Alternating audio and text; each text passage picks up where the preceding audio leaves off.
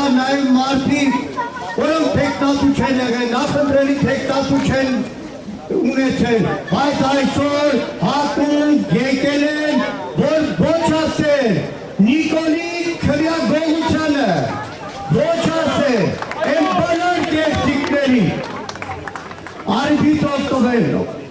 դիմում են կենտրոնական ընտրական հանձնաժողովի անդամների, դիմում են բոլոր իրավապահների, են բոլոր զինվորականների, անցնող 9 տարվա ընթացքում ցանկացած հարցում Նիկոլը որևէ հանցանք կատարելուց միշտ փորձել է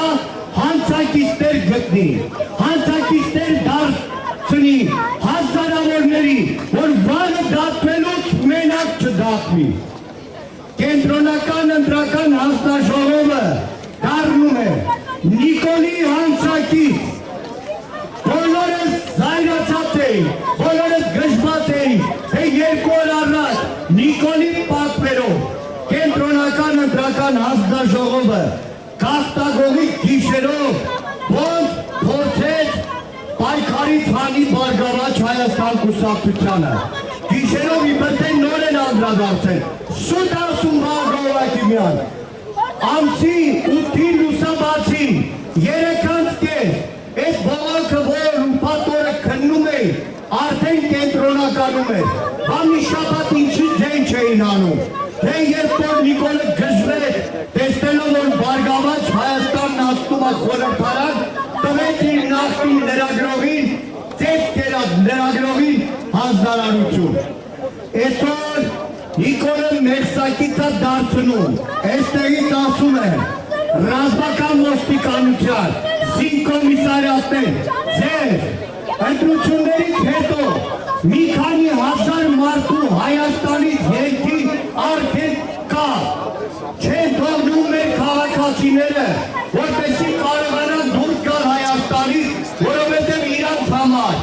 20 օրյա վարժականամակը, բանակում ծառայելը, էդի համարում են պատիժ։ Մեր նախընտրական շտաբը այս օրերին ակտիվ ուսումնասիրության մեջ է, նախնական շուրջ 200 տեղամասի արդյունքները, ստորագրությունները համադրելով արդեն կան փաստական տվյալներ, որ սուտ է ասում իշխանությունը, սուտ է ասում կենտրոնական ընտրական հանձնաժողովը, թե գաղտնի ցուցակով այսքան փնով զինվորական է քվեարկել։ Ոչ, արդեն կան փաստեր, որ զինվորականների վերապահված քվեարկությանը մի քանի հազար ավել մասնակցություն է եղել։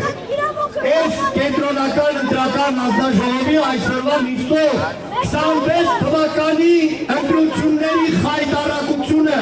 դրա քննությունը չի վերջանալու։ Մի օր են բոլոր պատիժները, բոլոր մեղադրանքները, որ այս տարիներին հավաքվել է Նիկոլի դեմ, ավելանալու է նաև 26 թվի ընտրությունները, որը միայն քարոզարշավով չէ, ամիսներ շարունակ այս իշխանությունը պետական բյուջեի հաշվին կաշառք բաժանել, շուրջ 650,000 10,000 դրամով փոշակառուներին, էլեկտրոմոբիլների վարորդներին, բիզնեսմեններին շարունակում է կաշառք բաժանել։ Համատարած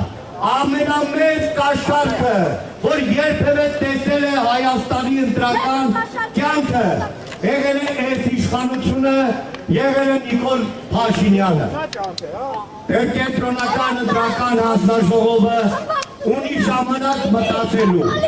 չի անդուրժելու մեր ժողովուրդը քողացած քվեով, որպեսզի անարդար օրենսդիր իշխանություն ձևավորվի։ Եվ այդ բոլոր պահանջները, որ ներկայացնում են այսօր, տարբեր ընդդիմադիր կուսակցությունների իրավապահներ կենտրոնական ընտրական հանձնաժողովում պետք է ընդունվեն կենտրոնական ընտրական հանձնաժողովի կողմից։ Պետք է ընդունվեն, որովհետև դա ժողովրդի քվեն է, ժողովրդի կամքն է, ժողովրդի ասածն է, եւ ցանկացած մեկը չես մվելու է դուրս գալով ժողովրդի